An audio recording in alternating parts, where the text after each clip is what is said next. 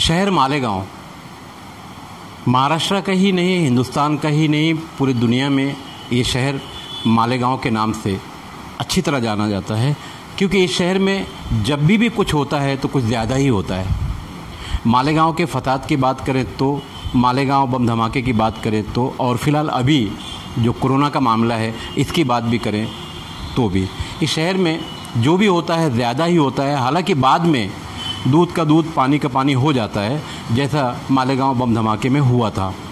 दूसरे लोग पकड़े गए और बकिया लोग जो मालेगांव के थे वो ज़मानत पर छूट गए। बहरहाल इस वक्त पूरे हिंदुस्तान में मालेगांव का ही नाम चल रहा है कि मालेगांव में कोरोना बहुत ज़्यादा है, और मालेगांव का कोरोना ख़त्म ऐसे हुआ। आज मैं मालेगांव में मौजूद हूँ। मालेगांव के लोगों से लोग हाथ मिलाते हुए भी डरते थे कि मालेगांव का है, कहीं हमको कोरोना न हो जाए। मगर मालेगांव के लोग ने जैसे बम धमाके में पूरी मेहनत से वो लड़ते रहे, तहरीकें चलाते रहे, कोरोना के ताल्लुक़ से भी यहाँ लोग लड़ते रहे, दुआओं का सहारा रहा, और आज मालेगांव कोरोना फ्री है। आपको मैं कुछ और भी दिखाऊंगा वीडियो की सूरत में। बहरहाल जो लोग मालेगांव के लोगों से हाथ मिलाना पसंद नहीं करते थे कोरोना के बीच, आज वो मालेगांव का काढ़ा लेकर या मालेगांव के लोगों की मदद से काढ़ा मंगाकर पी रहे हैं। ये बड़ी बात है। इस वक्त मेरे साथ मेरे बड़े भाई समान हैं खालिद सिद्दीकी साहब मौजूद हैं, ख़ुद एक अखबार के एडिटर हैं। उनसे जानेंगे कि जो मालेगांव की कोरोना की जंग थी यहाँ के लोगों ने कैसे जीती। खालिद भैया बताइए आप। मालेगांव शहर में शबे बारात के एक रोज़ पहले से कोरोना मरीजों को निकलना शुरू हुए थे, और रमज़ान के आते आते मालेगांव शहर में बेशुमार कोरोना के मरीज़ पैदा हो गए, और धुलिया शहर, नासिक शहर समेत मुल्क भर में मालेगांव शहर को इस कदर खतरनाक और बदनाम किया गया कि मालेगांव शहर के लोगों को अछूत जैसा माना जाने लगा। धुलिया शहर के मेंबर पार्लियामेंट धुलिया मालेगांव हल्का पार्लियामान के member parliament doctor Subhash Bhamre साहब, जो पेशे से डॉक्टर भी हैं, उन्होंने भी नफरत किया हम लोगों से। वहाँ के MIM के MLA डॉक्टर फारूक शाह, उन्होंने भी हमसे नफरत की। नफरत का इजहार उन्होंने इस तरह किया कि मालेगांव के किसी भी किस्म के मरीजों को डॉक्टर हीरे सिविल हॉस्पिटल यहाँ पर एडमिट नहीं किया जाना चाहिए। नासिक की महापौर, नासिक के MLA, नासिक के दीगर अफराद भी हम लोगों से नफरत किए। बम्बे शहर और दीगर तमाम इलाकों में मालेगांव का नाम सुनते ही लोग अछूत की तरह हम लोगों को देखते थे। हम लोगों ने इस बातों को कोई खास ध्यान नहीं दिए। हम लोगों ने अपने शहर में इस बीमारी से कैसे निपटा जाए, इसकी पूरी कोशिश शहर के तमाम लोगों ने मिलजुल कर की है। हर किसी ने अपने अपने तरीके से, अपने अपने तौर से की है। कोरोना बीमारी, इससे लड़ने के लिए हमने सबसे पहला फार्मूला जो ये अपनाया वो ये कि इंसान खुद सेहतमंद और ताकतवर होना चाहिए। उसके लिए मालेगांव शहर के मुखैयर हजरात ने, जमीयतुल उलमा ने, बेशुमार अदारों ने, तंजीमों ने, कुछ मेंबरान ने, कुछ कारपोरेटर हजरात ने अपने अपने तौर से अपने इलाकों में या शहरी सतह से लोगों को अनाज की रिलीफ तकसीम करना शुरू किए। ताकतवर अनाज, दाल, खजूर और दीगर ऐसी चीज़ें जिससे जिस्म में ताकत आए, ऐसी चीज़ों की तकसीम करना शुरू किए। हम तो बड़े हैरान हैं कि जिस शहर पर मोदी सरकार ने और बाल ठाकरे साहब के फर्जंद उद्धव ठाकरे साहब ने किसी भी किस्म की नज़र इनायत नहीं किए थे, यहाँ के लोग बिना सरकारी मदद के 2 महीने से ज़्यादा अरसे तक इसी शहर की आवाम और खवास लोगों के ज़रिए से खाते पीते रहे और कोरोना से मुकाबला करते रहे। यहाँ मालेगांव शहर में एक चीज़ बड़ी अच्छी चल रही है हमेशा से कि यहाँ पर जड़ी बूटियों का इलाज आज भी चलता है।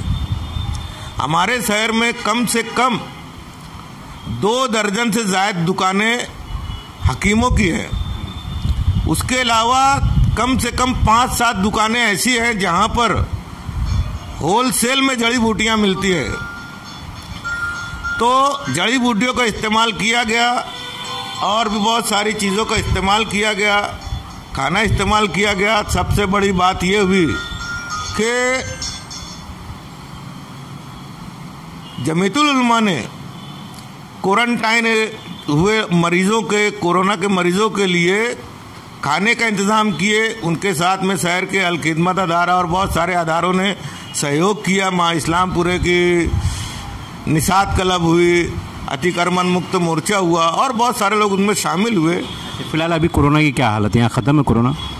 हाँ, तो मैं वही बता रहा हूँ कि तमाम लोगों ने सेहतमंद ग़िज़ाएँ दिए और कोरोना आहिस्ता आहिस्ता मालेगांव से ख़त्म हो गया है।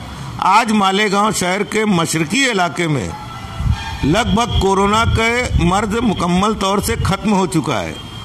इसके लिए जो सबसे बड़ी बातें ये है कि यहाँ पर लोगों ने एक दूसरे की मदद किए, रमज़ान महीनों के रोज़े रखे, इबादतें किए और सबसे बड़ी बात ये हुई कि तमाम शहर के तमाम इलाकों में दुकानें की नमाज अदा की गई। लोगों ने लोगों से हाथ मिलाए, भाईचारगी का इजहार किए, गले मिले, एक कटोरी में 4-4 आदमी मिलकर सेवई खाए, सिर खुरमा खाए, जो कि हमारा इस्लामी तरीक़ाकार है।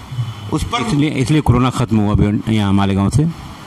हम तो ऐसे ही मानेंगे क्योंकि कोरोना की कोई वैक्सीन तैयार नहीं हुई है और जहाँ भी कोरोना के मरीज थे सरकार ने या उन डॉक्टरों ने बता देना कि वहाँ पर कोई वैक्सीन दिए, कोई गोली दिए, कोई टेबलेट दिए, कोई इंजेक्शन दिए। असल चीज़ ये हुई कि जो सेहतमंद इंसानों की जो सेहत होती है उसको हमने मज़ीद सेहतमंद बनाने की पूरी कोशिश की है। हर किसी को खाने पीने की तकलीफ ना हो, ये कोशिश पूरा शहर ने किया और लोगों ने अच्छी से अच्छी ग़िज़ाएँ खाए।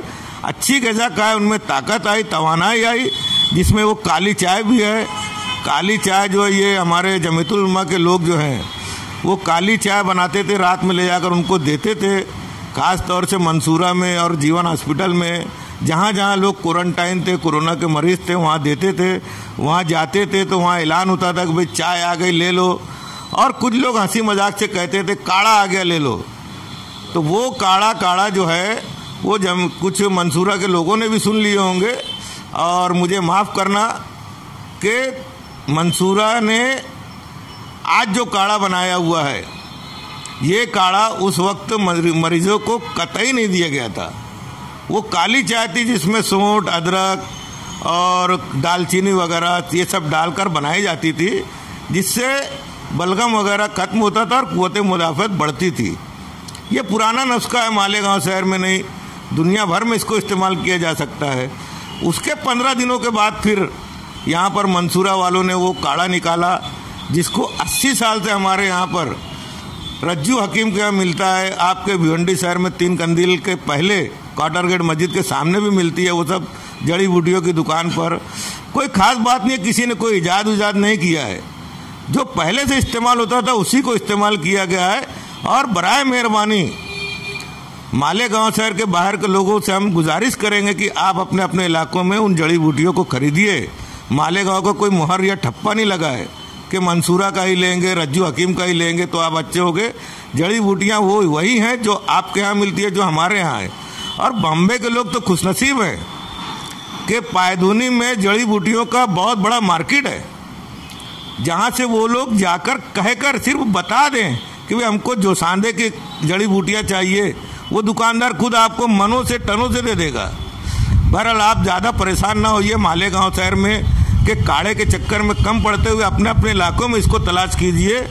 और अगर किसी को नहीं बनाना है तो हमारा जो आजमाया हुआ फार्मूला है, हमदर्द दवाखाना, जो हिंदुस्तान का एक नेकनाम, एक इंतहाई बेहतरीन दवाखाना है, जो सैकड़ों किस्म की दवाएं बनाते हैं, तो उसका एक जोशीना आता है, जोशीना, उसको भी हम इस्तेमाल करते हैं। वो भी यही काढ़े का तैयार काढ़ा होता है।